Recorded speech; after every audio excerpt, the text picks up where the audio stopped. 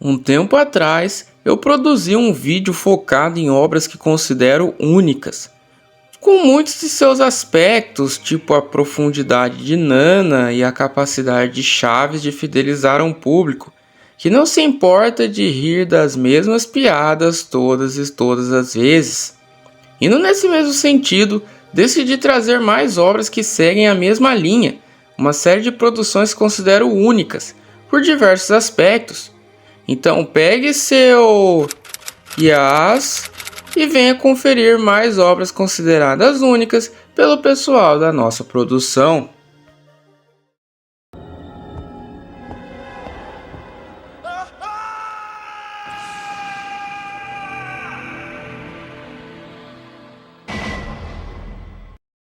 Infelizmente, Resident Evil hoje foi relegado para a tosca geração Nostalgia Play 2, que não consegue apreciar mais nada que não envolva Leon Kennedy, o protagonista modinha e pseudo-Ed surgido de forma mais aflorada em Resident Evil 4, muito diferente de sua versão criada para o Resident Evil 2 original, que essa galera possivelmente nem sabe que existe. Mas se retornarmos para a criação da série, podemos perceber que Resident Evil tinha uma percepção no mínimo diferente de aspectos que queriam passar para o jogador. Estes que até a própria equipe de desenvolvimento, que contou com nomes como Shinji Mikami e Hideki Kamiya, não aprovariam em sua totalidade, levando à criação do remake Resident Evil de 2002, lançado inicialmente para o Nintendo GameCube e depois portado para diversas plataformas. O primeiro jogo produzido como algo de baixo orçamento, tendo como base um desconhecido jogo chamado Sweet Home, que é baseado em um filme de mesmo nome. Durante toda a gameplay do jogo original de 1996, percebemos um tom muito diferente do que a própria série imprimiria para os jogos posteriores, com personagens a todo momento fazendo piadas. Oh, I can't believe it. Are you okay? Yeah, so much for him. We got to the root of the problem. A situação não era levada muito a sério e uma série de elementos que puxam Resident Evil para uma espécie de comédia, com elementos de terror, algo muito similar ao que podemos ver em uma obscura série de filmes B que se utilizam de zumbis como plano de fundo, a trilogia A Volta dos Mortos-Vivos. O primeiro filme foi lançado em 1985 e tem uma trama surpreendentemente similar ao que a série de jogos colocaria anos depois. Aqui um erro de entrega fez com que um experimento secreto do governo americano parasse um armazém de suprimentos médicos da cidade de Louisville, no Kentucky. O tambor continha um corpo e um gás chamado de trioxin, manuseado por dois funcionários do local, que termina por vazar e contaminar ambos, além de reanimar corpos expostos no local que eram destinados à venda para universidades. Junto de seu chefe, os funcionários levam o corpo reanimado pelo gás a um crematório de um amigo, onde ele era incinerado, levando à contaminação de uma parte da região pelo gás que sai da chaminé, que não só passa a reanimar diversas mortes que invadem as ruas e destroem a força local, como gera um pânico nos sobreviventes que passam a tentar entender como aquilo funciona. A Volta dos Mortos-Vivos é acreditada ainda como principal referência para clichês que zumbis adotariam em diversas produções, como a capacidade de contaminar outros após mordida, a fraqueza em ser atingido na cabeça e principalmente a criação por meio de uma substância química desconhecida, que foi feita por um agente comum da sociedade, que ninguém desconfiaria estar envolvido nisso, e dessa forma podemos estabelecer paralelos entre o T-vírus e o Trioxin, o exército americano com a empresa Umbrella, e até mesmo aspectos que Resident Evil desenvolveria posteriormente, como o fim de Raccoon City por uma explosão nuclear, sendo similar ao fim que a região de Louisville receber após os personagens do filme contactarem o governo por meio de um número marcado no tambor que gerou essa contaminação inicial. Range 134 miles.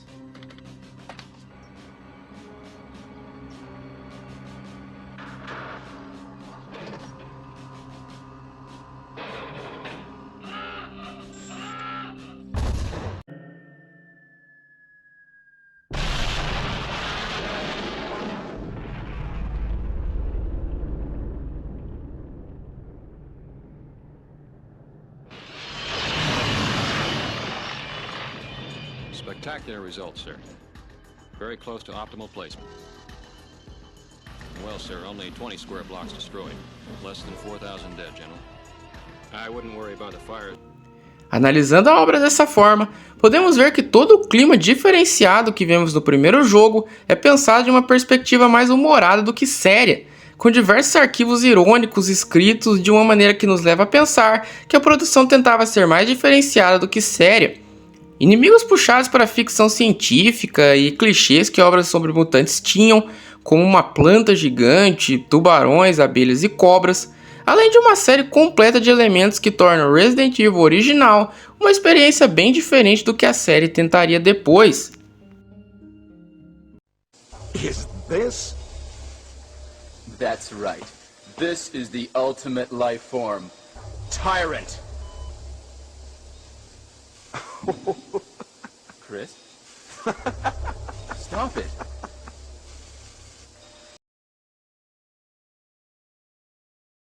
Quando pensamos em arte atualmente, podemos ter uma versão distorcida, causada por movimentos que, considerando tudo que pode ser expresso por qualquer pessoa, banalizaram as visões e análises desse aspecto. Uma banana na parede é arte, um mictório, e esse quadro escroto que com certeza você já viu em algum livro escolar, longe do que movimentos mais puristas pregaram durante muito tempo. Ainda que não me caiba no papel de dizer o que presta ou não, eu posso simplesmente descrever obras que, considerando diversos aspectos, me causam estranheza e trazem um coisa único diante da convivência com elas. A primeira que quero citar é uma série de quadros produzidas por Cassius Coolidge, um artista americano que fez muita coisa em sua vida, mas que era considerado um iletrado na arte, indo sempre onde o dinheiro talvez viesse, o que justifica suas carreiras como farmacêutico, bancário, jornalista e então pintor, focado em caricaturas e charges. Uma série de pinturas então, produzidas por Coolidge, traziam cachorros em situações cotidianas, como jogando pôquer, fumando e participando de encontros, os quais muitos teorizam se tratar de sátiras da alta sociedade, algo que passa muito pela febre que suas pinturas se tornaram ao serem adquiridas pela firma de marketing Brown & Bigelow, que passou a repassar as artes para marcas de charutos que ofereciam os pôsteres como brinde promocional. Considero que essas artes passam uma vibe de Vale da Estranheza, pois ainda que sejam apenas cães em situações comuns, elas não se parecem normais, trazendo um toque sutil de desconforto, e apenas pense na possibilidade de levantar de madrugada para ir ao banheiro e ver seus bichos de estimação jogando pôquer e fumando na sua casa. A próxima arte que quero falar é talvez o primeiro exemplo de uma produção hentai da história do Japão, o quadro Taka Toama, do artista Hokusai, parte integrante de uma coleção de impressões em madeira chamada de Kinoe no Komatsu, um livro de 3 volumes do gênero Shunga, que trata de representações eróticas derivadas do Kyoe, a arte tradicional do Japão entre os séculos 17 e 19, que tratam de representar a cultura da época, como a beleza feminina, festivais e rituais de sumô, cenas do teatro kabuki, além de lendas e paisagens tradicionais, o que é possível de ver em outra obra de Hokusai, a Grande Onda de Kanagawa. Embora o quadro não possua um contexto formal, existe a interpretação de que ele seria um retrato da história da princesa Tamatori, uma pescadora de pérolas que se casa com o imperador Fujiwara, que deseja recuperar uma pérola de seu clã roubado pelo deus dragão dos mares, Ryujin. Tamatori então jura ajudar, mergulhando até o palácio Ryugujo, sendo perseguida pelo exército de criaturas marinhas de Ryujin, incluindo polvos. Tamatori então abre o seu peito, colocando a joia ali e permitindo que ela nade mais rápido e consiga chegar à superfície, morrendo no processo devido aos ferimentos. O interessante dessa obra, porém, é não só o impacto que ela teve no mundo moderno, fruto das obras do autor Toshio Maeda, que é precursor de obras adultas com animação envolvendo tentáculos, mas até mesmo artistas da época áurea da arte tradicional, como Pablo Picasso, que criou uma releitura da imagem chamada Dona e Pop em 1930, além de uma passagem na ópera Iris, de Pietro Mascagni, onde Iris descreve uma pintura que viu em um templo budista quando criança, de uma mulher sendo envolvida pelos tentáculos de um polvo, onde os monges descreviam uma alegoria do polvo como sendo o prazer e a própria morte. Para finalizar com algo mais cômico, temos o bizarro acontecimento do menino do Acre. E, pô, depois de tantas associações, deixa o like aí, vai, comenta nesse vídeo. Ninguém conseguiria relacionar tantas coisas assim como eu. Onde em 2017, Bruno Borges desapareceu de sua casa, deixando para trás seu quarto com mensagens criptografadas, quadros estranhos, 14 livros escritos à mão e uma estátua em tamanho real do filósofo Giordano Bruno, o qual, incrivelmente, Bruno Borges tem uma semelhança física impressionante. Falando em mudar a história da humanidade, criar um novo conceito de realidade e a busca incessante por conhecimento. O caso até hoje permanece meio nebuloso, sendo concebido por muitos como uma jogada de marketing, além do próprio livro vendido por Bruno posteriormente, chamado de TAC, Teoria de Absorção do Conhecimento, ser apontado como mal escrito e presunçoso.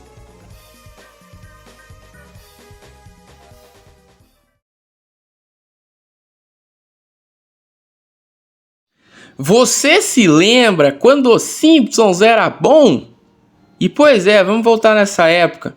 Homer 3D é o último segmento do especial Casa da Árvore dos Horrores, da 7ª temporada, se tratando de uma paródia do seriado The Twilight Zone, conhecido aqui no Brasil como Além da Imaginação, mais especificamente do episódio Little Girl Lost. Nessa paródia, para evitar a companhia das irmãs Perry e Selma, Homer se esconde atrás de um armário, atravessando um portal que leva para uma dimensão paralela de 3D primitivo, onde ele ainda consegue conexão com sua família e amigos do mundo 2D, mas sem conseguir retornar para tal realidade. Homer 3D possui uma ambientação sensacional para os padrões de hoje, representando perfeitamente o sentimento de um 3D primitivo, que não seja realista, mas que foge do mero desenho, conseguindo conceber uma vibe de espaço liminal, cortada pelo fim cômico do episódio, com o Homer andando pelas ruas da Califórnia até esbarrar em uma loja de bolos eróticos. Gosto de encarar as coisas por outra perspectiva, então apenas pense em ver um ser humanoide, amarelo, zoiudo e deformado andando por aí, o que mostra a forma única que esse segmento foi concebido, numa época que o 3D caminhava lentamente, dentro de tecnologias desenvolvidas pela empresa Silicon Graphics, além de interações bem reservadas como os jogos Alone in the Dark e Star Fox, além da animação Cassiopeia. Trazendo aspecto para sua versão original, Little Girl Lost é um episódio curto, que traz um casal acordando no meio da noite pelo choro de sua filha, que se perde em uma dita quarta dimensão, incompreensível ao conhecimento humano, de onde não se pode sair ou entrar, algo que pode ser visto no experimento da garrafa de Klein, um objeto apenas passível de ser visualizado e compreendido considerando 4 dimensões, algo que não temos acesso em nosso universo. E você pode ver representações em 3D dessa garrafa, mas ela não representa exatamente o conceito, pois nessa conversão ela passa por dentro de si mesma, que é algo que a gente pode entender. Ainda que tudo possa ser analisado por algo mais simplista, a ideia de um momento de vivência de um universo onde você simplesmente quebra tudo que é conhecido, entre um espectro de realidade o qual nada faz sentido e tudo é disruptivo, além da sua própria interação com aquela percepção da realidade, é impossível de existir. Algo que podemos ver em outro trecho de outro episódio de outra série,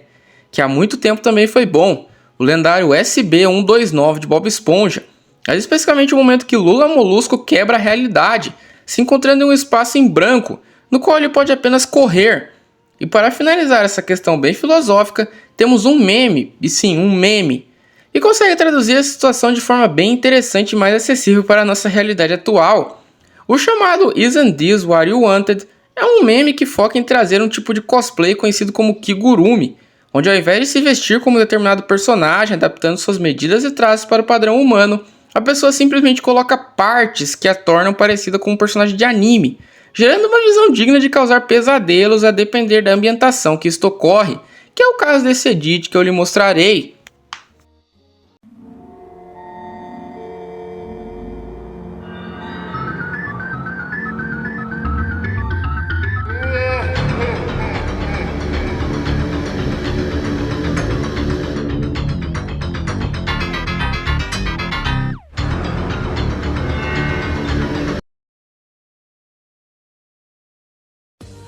Talvez o videoclipe mais único já feito para uma música, digno de ser comparado com os grandes curtas produzidos por Michael Jackson e Quincy Jones para suas músicas. Tão icônico e significativo que até hoje, ver um vídeo ao contrário já traz uma lembrança dessa produção. The Scientist é uma música da banda Coldplay, lançada originalmente em 2002, que foi escrita pelo vocalista Chris Martin, tendo como inspiração a música All Things Must Pass, de George Harrison, levando o tema a ser uma canção sobre mulheres, como ele descreve. Algo que não importa sua condição ou a condição do mundo, sempre acaba por voltar a lhe incomodar. Mas mais do que a canção em si, o seu clipe ficou marcado pelo recurso do reverso, onde ele traz o eu lírico jogado em um colchão com tudo passando ao contrário, mostrando diversos pontos que esse teria percorrido após um acidente que levou à vida de sua namorada, em profunda representação do que é a perda de alguém querido, considerando as condições do acidente. Que ainda que The Scientist não seja o primeiro clipe a utilizar desse recurso, cujos créditos vão para o videoclipe de Second Summer of Love, da banda escocesa Danny Wilson, até hoje ele é bem reconhecido por este recurso, se tornando icônico e servindo até como template de meme, para mostrar ao público que um plot twist existe.